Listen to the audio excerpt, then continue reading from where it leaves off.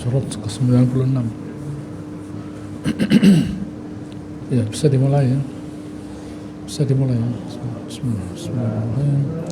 Assalamualaikum warahmatullahi wabarakatuh. Innal hamdalillah nahmaduhu wa nasta'inuhu wa nastaghfiruh wa na'udzu bihi min shururi anfusina wa min sayyiati a'malina. May yahdihillahu fala mudilla lahu ومن يضلل فلا هادي له أشهد أن لا إله إلا الله وأشهد أن محمدا رسول الله يا أيها الناس اتقوا ربكم الذي خلقكم من نفس واحدة وخلق منها زوجها وبث منهما رجالا كثيرا ونساء واتقوا الله الذي تساءلون به والأرحام إن الله كان عليكم رقيبا يا أيها الذين آمنوا اتقوا الله حق تقاته ولا تموتن إلا وأنتم مسلمون يا أيها الذين آمنوا اتقوا الله وقولوا قولا سديدا يصلح لكم أعمالكم ويغفر لكم ذنوبكم ومن يطع الله ورسوله فقد فاز فوزا عظيما أما بعد فإن أصدق الحديث كتاب الله وخير الهدي هدي محمد صلى الله عليه وسلم شر الأمور محدثاتها وكل محدثة بدعة وكل بدعة ضلالة.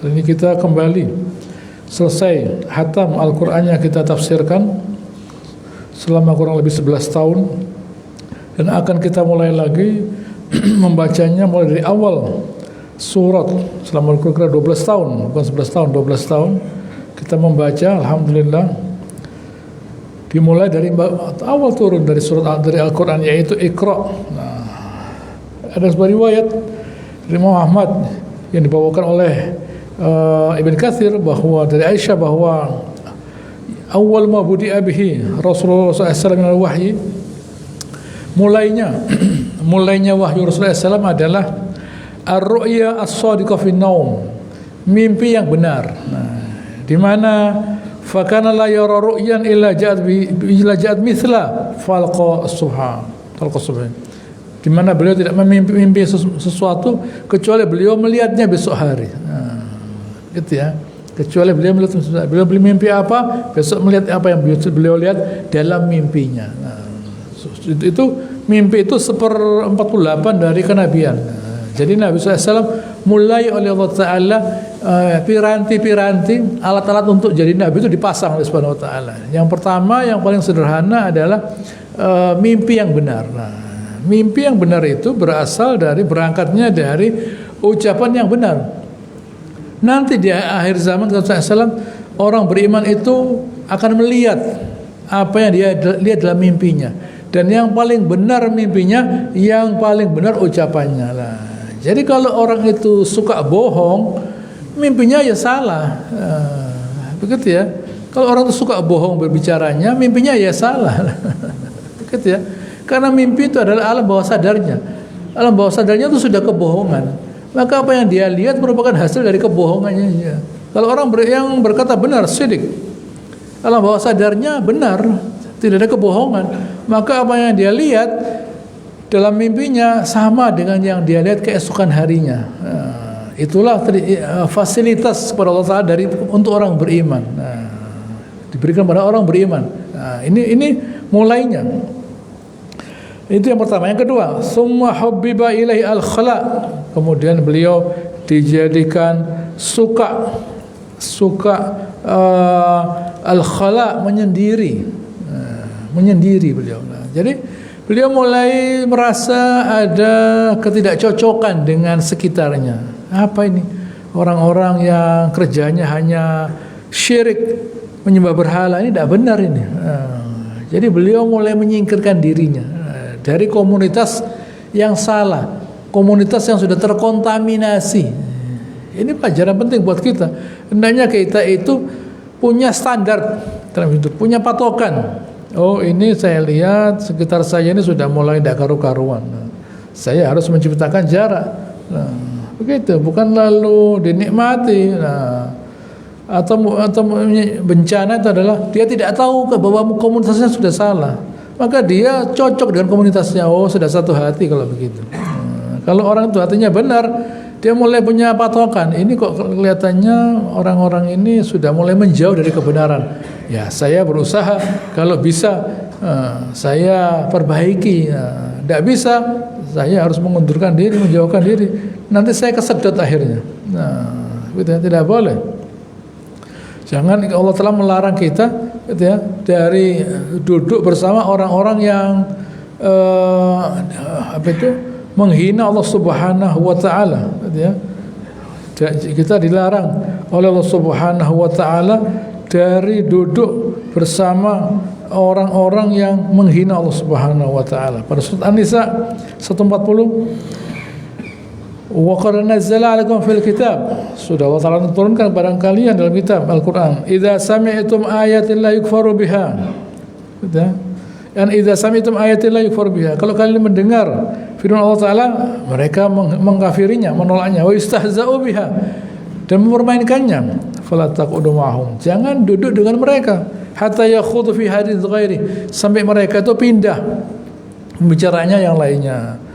Fi haditsil ghairi innakum idzan mithluhum, nanti kalian jadi seperti mereka lah.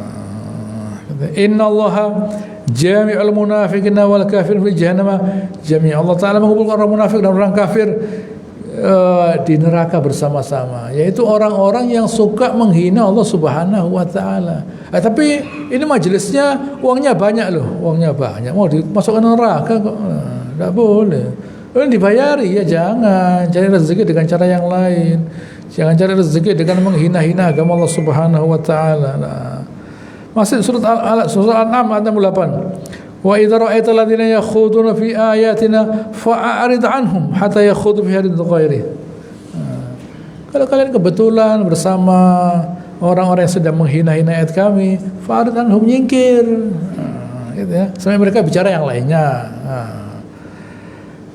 Wa imma yunsinaka syaitan fala taqul ba'da dzikra ma'al qawmiz zalimin. Kalau kebetulan kamu lupa, dijadikan lupa oleh syaitan sesudah peringatan ini, jangan diulangi lagi. Tidak boleh duduk bersama orang yang lagi sedang menghina Allah Ta'ala lah. Tidak boleh. Meskipun kita debat-debatan, ya mereka tetap pada posisinya, pada keyakinannya. Buat apa? Ada orang tidak yakin pada agama Allah Ta'ala, menghina Al-Quran, tinggalkan. Begitu. Selanjutkan, beliau suka sendiri di Gua Hira. Baik. Dan itu bermalam-malam, lo bayangkan, malam hari lo ya, gitu ya, tidak ada pulsa, tidak ada sinyal lo ya. Begitu ya, sendirian, gelap, berani tak kita, gitu ya, tidak bisa dipakai uji nyali ini. Uji nyali itu kuburan, lari keluar bisa, ini gunung ini. Begitu ya, gunung kesandung gulung lah, pasangi pen semua akhirnya nanti. Bisa, jangan main-main, ini gunung ini. Harus lari gini, tidak bisa, bukan embong ini. Gunung, tidak bisa lari. Gelap, tidak ada listrik.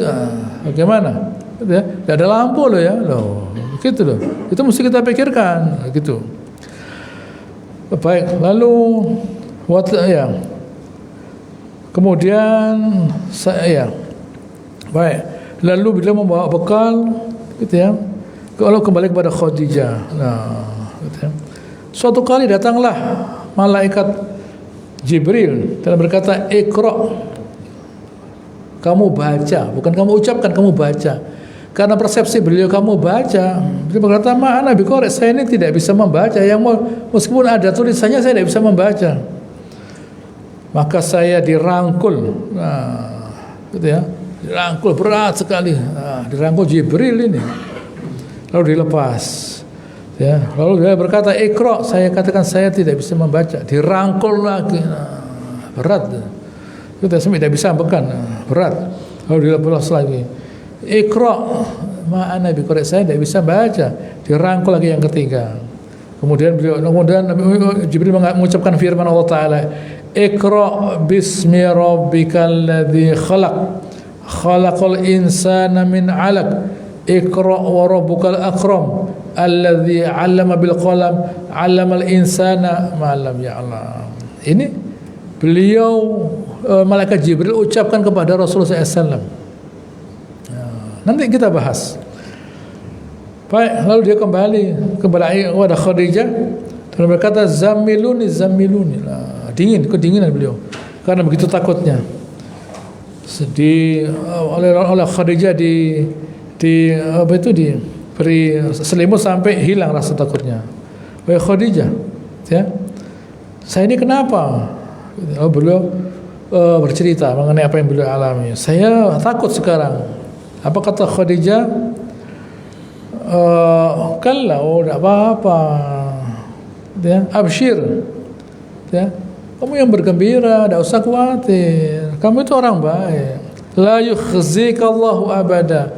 Kamu tidak dihina oleh Allah Ta'ala selamanya lah. Jadi orang musyrik Quraisy itu sudah kenal Allah Ta'ala. Innaka tasilur rahim. Nah, gitu ya. Kamu yang menyambung silaturahmi. Wa tasduqul hadits, kalau orang ngomong benar, tidak bohong. Wa tahmilul kalla, membantu orang. Wa tuqri'udz dhaif, nah, gitu ya. Memuliakan tamu. Wa tu'inu 'ala nawaibil haq. Itu juga sama saja. Lalu gitu ya. Khadijah kemudian membawa Nabi SAW menemui Waraqah bin Naufal, nah, yaitu ibn Am Khadijah, sepupu Khadijah. Dan dia seorang yang sudah masuk Nasara pada zaman jahiliyah, dan dia bisa menulis dalam bahasa Arab. Ya, menulis bahasa Arab, ya, diterjemahkan dari apa itu Injil, yaitu bahasa Ibrani. Nah, diterjemahkan dari Injil, bayangkan, gitu ya. Baik, tapi sudah tua, sudah tidak bisa melihat, mungkin kena katarak. Khadijah berkata, "Wahai ibnu Am, wahai sepupuku, dengarkan dari keponakanmu ini. Apa yang kau lihat, wahai keponakanku?" Nabi Allah menceritakan apa yang beliau alami. Apa kata Waraqah? Hadzan namus. Hadzan namus. Namus itu sahibus sir. Nah, teman rahasia. Sahibus sir. Yang alladzi unzila ala Musa, yang turun kepada Nabi Musa dan keturun kepada semua nabi. Laitani fiha jaza'an akuna hayyan hina yukhrijaka qaumuka. Coba saya masih hidup waktu engkau diusir oleh kaummu, di mana saya bisa membantu kamu.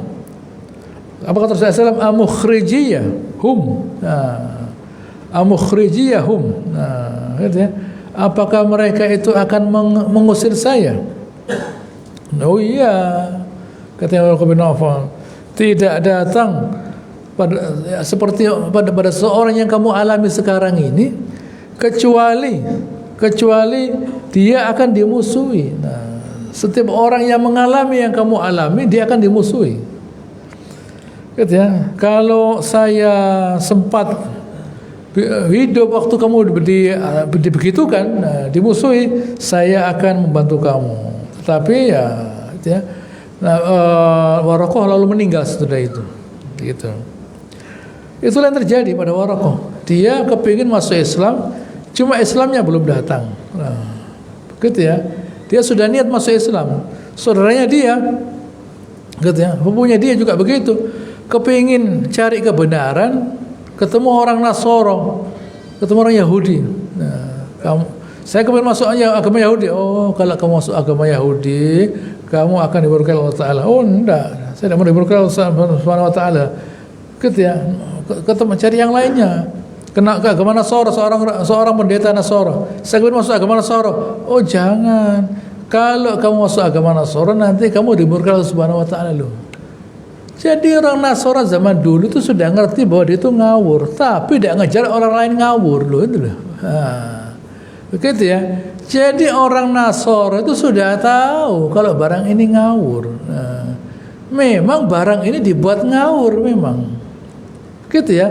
Barang ngawur itu memang diciptakan. Loh begitu ya. Jadi jangan kita kaget kok ada orang ngawur ya memang. Gitu ya. Memang dia sengaja salah karena dia bisa dapat keuntungan dari kesalahan itu loh begitu loh. Jadi jangan kita ikut-ikutan. Ini namanya mengalir di air keruh. Ya, dikeruhkan dulu airnya lalu dia ambil sesuatu darinya. Nah, pura-pura mencari dapat. Nah, memang dibuat begitu. Nah, orang kafir itu memang sengaja menciptakan kekafiran karena dia mau cari keuntungan dari kekafirannya loh begitu loh. Jadi kita jangan usah bingung kenapa orang itu salah loh. Memang dia sudah merencanakan kesalahannya. Jangan kita loh kok ada orang salah loh kenapa? Nah, dia tidak memikirkan kita kalau kita memikirkan dia lah. Begitu ya.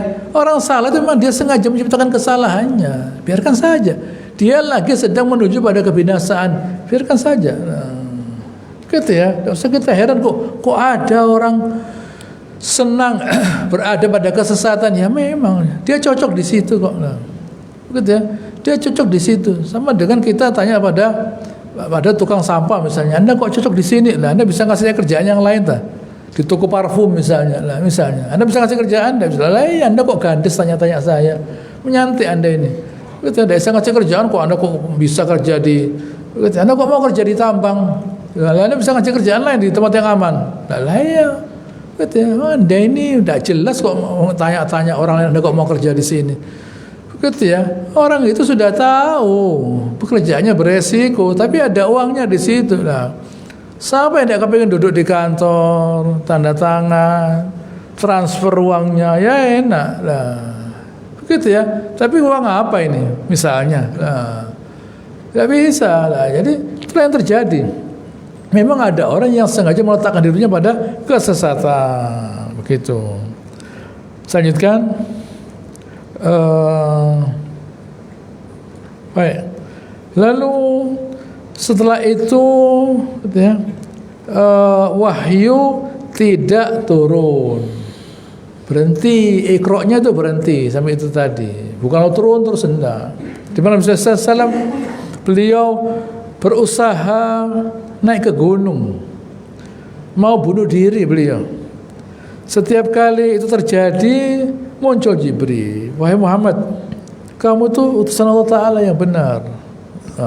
Tenang beliau, gitu ya. Tapi berhenti, itu wahyu berhenti, tidak serta merta langsung berdatangan wahyu, tidak. Ada fatrah. Kenapa kok tidak langsung wahyu datang? Ini bukan soal terima wahyu. Kemampuannya perlu disiapkan loh. Jangan kita itu senang suka bicara kebenaran. Ini benar sudah tahu, yang tidak tahu benar siapa. Kemampuan yaitu kekuatan. Nah, betul Allah Ta'ala disiapkan kekuatannya, bukan langsung. Jadi Al-Quran itu bukan turun 23 tahun, 20 tahun. Kenapa? Karena antara wahyu yang pertama turun dan yang selanjutnya masih ada waktu yang begitu lama. Bukan serta-merta turun terus begini. Tidak. Ada waktu yang begitu lama untuk menyiapkan diri, menyiapkan pikiran. Oh, saya ini nabi, utusan Allah Ta'ala. Apa sih utusan Allah Ta'ala itu? Menyampaikan risalah. Nanti saya di musuhi orang lah. Itu sudah di mindsetnya sudah dibentuk. Nah, setelah dibentuk nanti kalau ada itu yang terjadi sudah siap ya memang, supaya tidak kaget. Padahal yang turun juga tsaqilah. Nah, qaulan tsaqilah, ucapan yang berat. Nah, ucapan yang menerimanya berat, gitu ya, fisiknya berat. Nah, begitu ya, isinya juga berat, melaksanakannya berat. Agama ini berat kok. Untuk apa berat?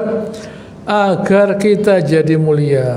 Baik, kita selesai dari ayat itu, mari kita membahas ayat ini tadi. Iqra bismi rabbikal ladzi khalaq. Bacalah ucapkanlah nama Tuhanmu. Nah, siapa yang menciptakan? Yang menciptakan semua ini, mengadakan semua ini. Kenapa kok harus disebut sama Allah Ta'ala? Nah, loh, ya jelas dong. Allah Ta'ala disebut artinya dipuji. Allah Ta'ala itu diletakkan pada tempatnya. Nah, wa ma qadarullah haqqa qadrih. Nah, Al-An'am itu. Mereka tidak menghormati Allah Ta'ala sebagaimana mestinya. Idh qalu ma anzalallahu 'ala basyarin min syai'. Allah Ta'ala kenapa apa kok lo? Gitu ya. Tidak menghormati Allah Ta'ala itu. Allah Ta'ala minta dihormati sebagaimana mestinya. Nah, dihormati itu artinya dianggap, oh Allah Ta'ala, ini Allah Ta'ala yang menciptakan saya. Jadi saya yang memberi saya nikmat. Saya ada suatu kenikmatan. Saya ada itu kemudian diadakan dengan tetap hidup, itu suatu kenikmatan. Sehat kenikmatan. Loh, gitu ya. Rezeki ada kenikmatan. Itu suatu kenikmatan. Allah Ta'ala memberi kita kemampuan untuk bersyukur. Nah, kenapa? Agar kita menjadi mulia dengan syukur tadi. La'allakum tashkurun. Nah, agar kita bisa memberi nilai pada Allah Ta'ala. Iya ya, saya ini Allah Ta'ala dihidupkan. Kemudian, dan itu suatu kehebatan loh ya. Artinya saya juga sama dengan binatang sebenarnya. Tapi kemudian saya oleh Allah Ta'ala diberi bentuk yang lebih baik daripada hewan. Saya tidak menjadi hewan loh. Sudah mulai ada bedanya ini. Gitu ya. Lalu kemudian saya bisa membuat yang hewan tidak bisa buat. Gitu ya. Saya bisa membuat rumah, membuat ini, buat inilah. Hewan tidak mengolah makanan, saya mengolah makanan. Hewan tidak membuat rumah, saya membuat rumah. Hewan tidak buat baju, saya buat baju loh. Sudah mulai tercipta perbedaan. Artinya bagaimanapun saya ya lebih mulia dari hewan.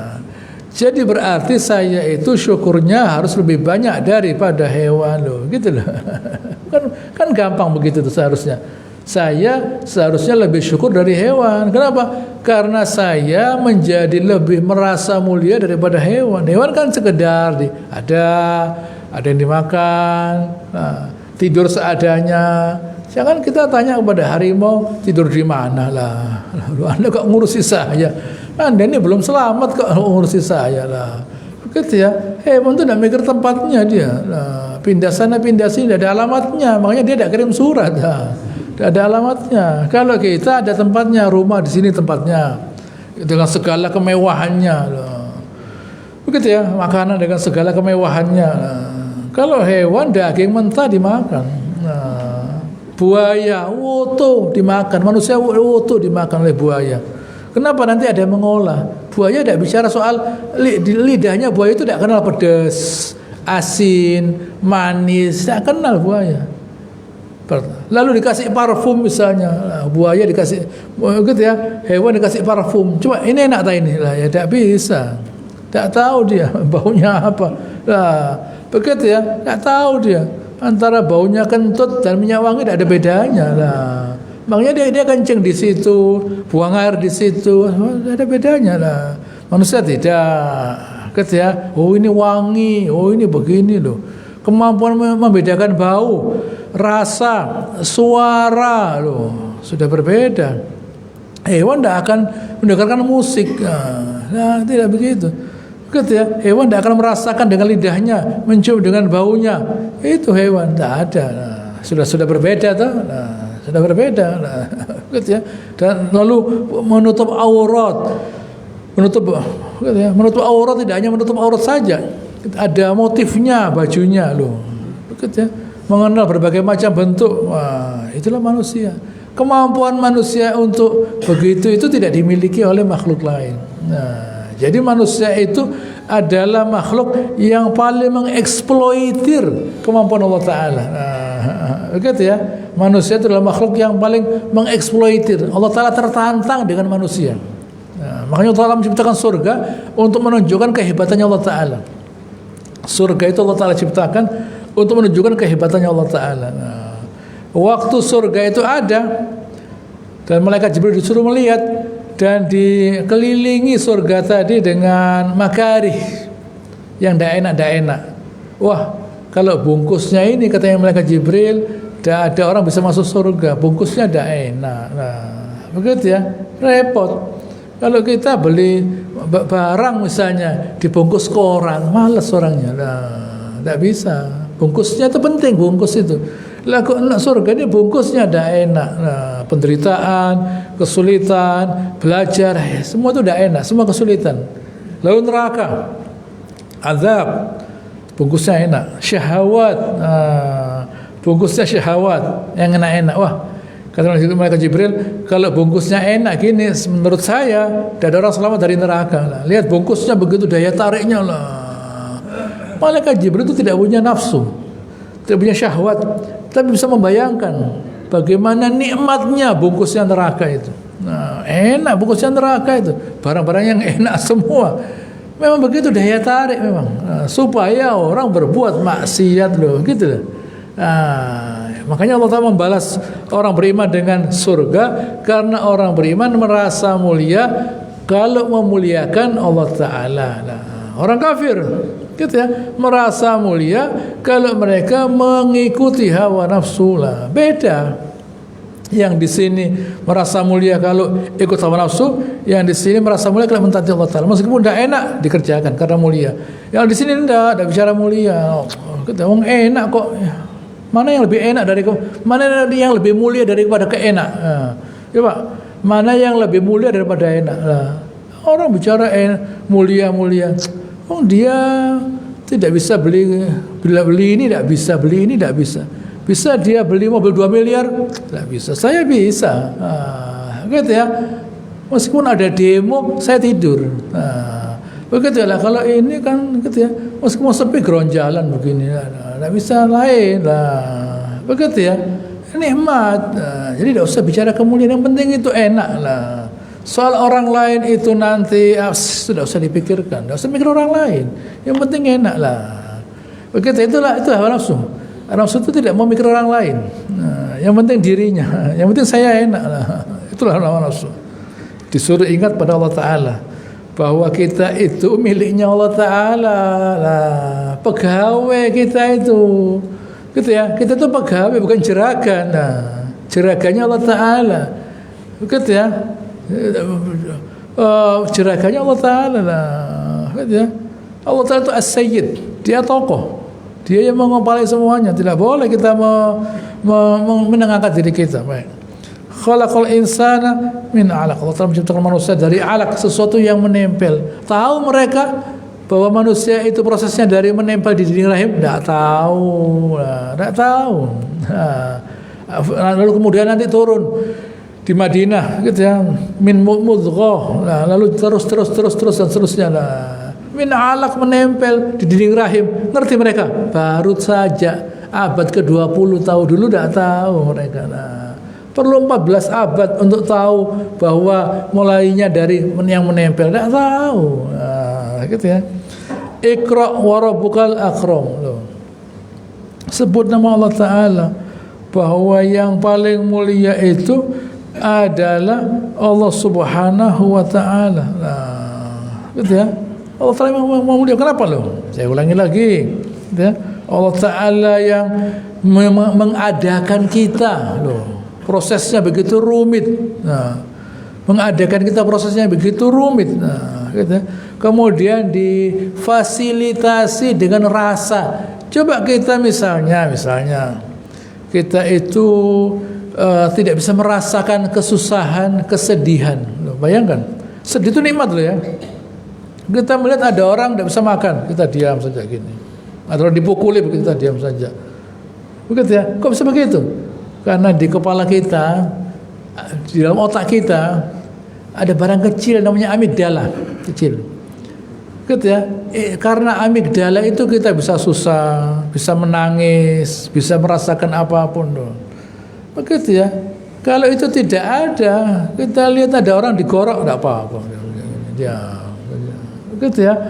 Dikawinkan, dia tanya sama istrinya, kamu ini siapa? Nah, wah repot ini. Nah, begitu ya. Diambil orang, tidak apa-apa istrinya. Tidak tahu ini tadi ada orang. Sudah kadang dikuade loh inilah. Gitu ya. Wah repot inilah. Tidak berfungsi amigdalanya.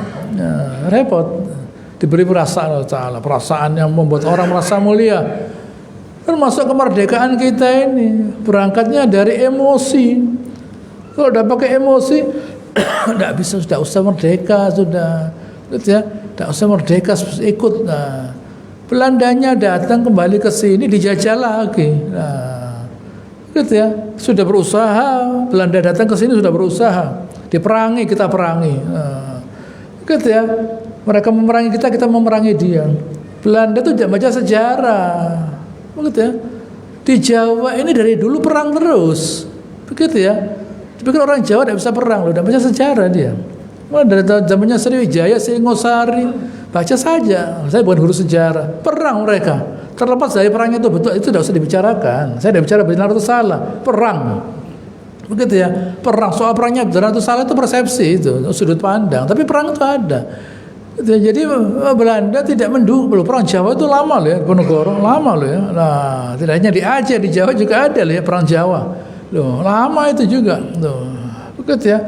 Lalu kemudian mereka datang, ya perang lagi, bisa perang, masih bisa perang. Agresi pertama, agresi kedua, sampai kepada perjanjian-perjanjian lah. Akhirnya Belandanya tidak kuat, merdeka loh. Itu terjadi lah. Dari harga diri lah. Tapi waktu itu kan belum ada harta lah. Begitu ada harta, mulai datang rezeki Allah Ta'ala, mulai berubah imannya lah. Mulai lemah, mulai tidak berkualitas. Nah, gitu ya.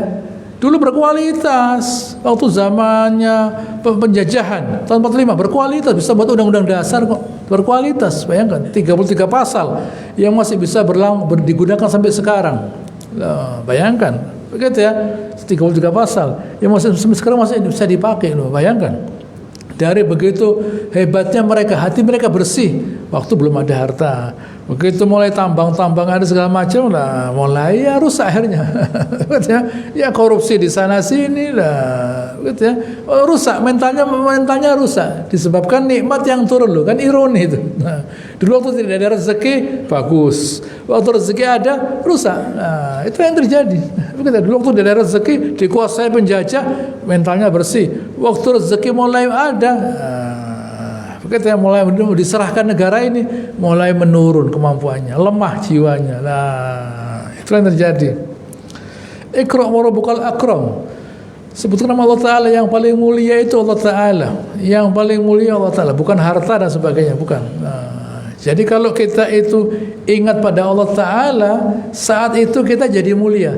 Karena yang kita ingat yang paling mulia, yaitu Allah Ta'ala. Siapa Allah Ta'ala? Allah Ta'ala adalah zat yang paling memuliakan kita. Nah, itu Allah Ta'ala. Kita diajari mulia. Ya. Caranya dengan tunduk patuh pada Allah Ta'ala. Nah, sesudah itu dibaca Al-Qur'annya, aturannya. Sudah itu dibaca hadisnya Nabi. Nah, hidup pakai aturan. Orang punya aturan itu mulia. Tidak boleh begini, harus begini. Nah, itu mulia namanya. Kalau orang tidak mulia, tidak mau aturan dia. Karena dia merasa bukan orang yang pantas dengan aturan. Nah, begitu. Tapi dari mana kemuliaan tadi? Alladzi 'allama bil qalam. Yang ngajari nulis Allah Ta'ala itu. Gitu ya. Dulu orang terdahulu, para sejarah, mereka menggambar. Tulisan itu bentuknya gambar. Bentuknya gambar tulisan itu. Belum bisa punya suatu sistem penulisan, belum bisa. Gitu. Jadi orang Mesir dengan gambar-gambar itu mereka menceritakan apa yang terjadi. Lalu kemudian ditafsirkan oleh Champollion, orang Perancis.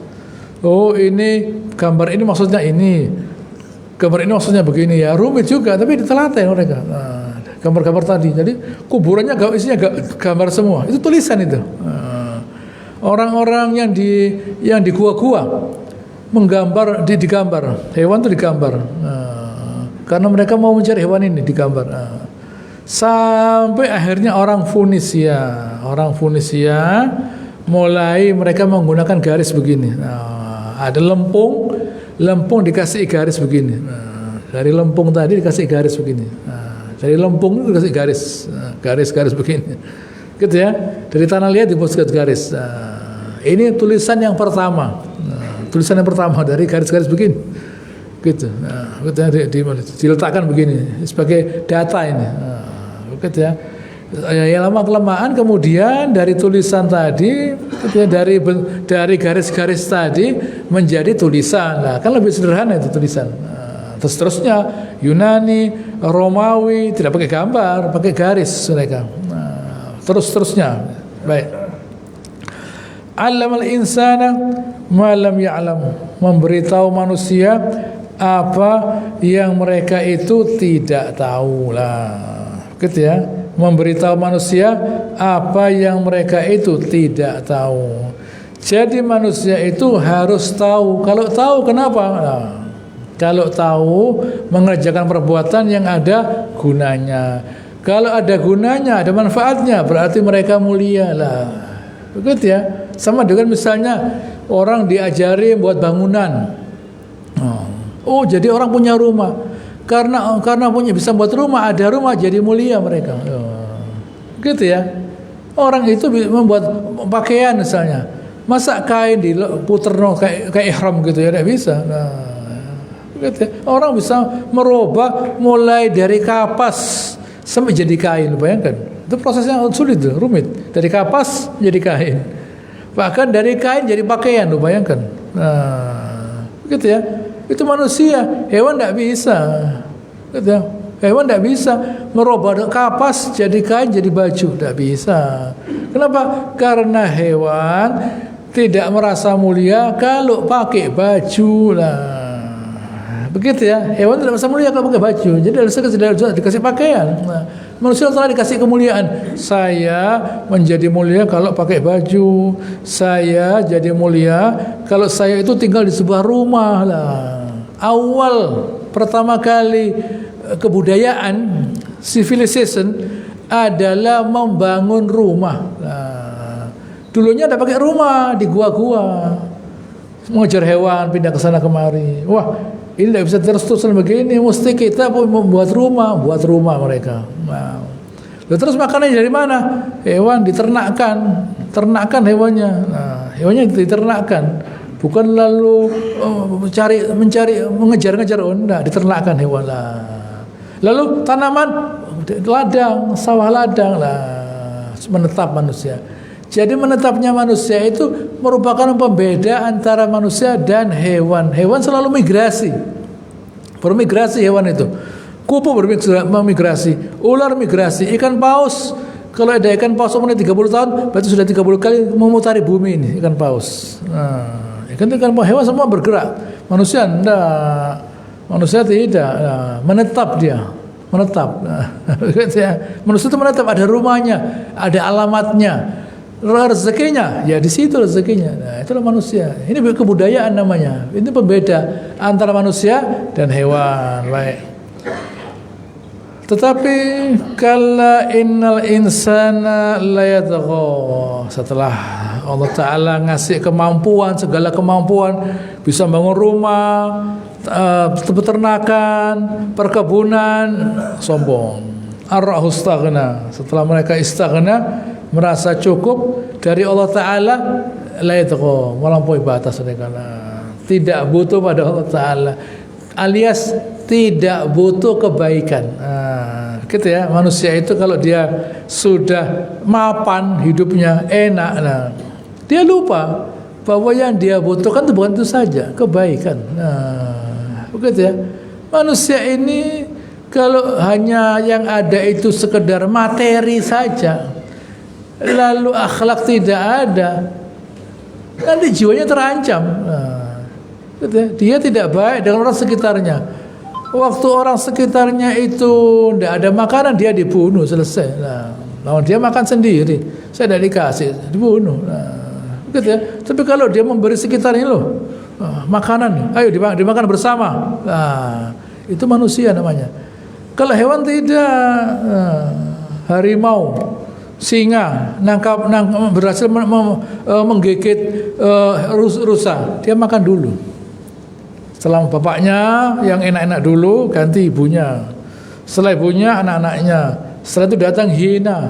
Setelah itu datang burung bangkai. Itu bukan anaknya dulu, enggak lah. Manusia tidak. Yang makan bersama ya bapak, istri, gitu ya, ibu, anak bersama-sama, bukan gitu ya. Kalian jangan makan dulu ya, bapak dulu. Itu binatang, Pak. Nah, begitu ya. Nah, ini KSK-nya beda rupanya. Nah, begitu ya. KSK-nya bapak di atas, anak di bawah. Jauh begitu ya. Nah, panjang KSK-nya. Loh ya apa ya, sama. Nah, sama manusianya. Nah, hewan tidak. Bapaknya dulu saya nangkep, jangan nangkep saya kok. Nah, itu binatang. Nah, manusia tidak. Manusia itu Allah yang kita baca, kita ketahui dari dasar negara kita, keadilan sosial bagi seluruh rakyat Indonesia. Keadilan sosial. Masih ada lagi kemanusiaan yang adil dan beradab. Sama ini, sama. Gitu ya. Keadilan sosial, semuanya merasakan persamaan. Lalu diulangi lagi, sama sebenarnya, kemanusiaan yang adil dan beradab. Ya sama itu sebenarnya. Nah, gitu ya. Sama keadilan sosial dan kemanusiaan yang adil. Ada kata tak adil kedua-duanya. Gitu ya. Yaitu semuanya mendapatkan kenikmatan yang sama, tapi bukan komunis, bukan sosialis, bukan. Kalau sosialis, komunis itu disamakan.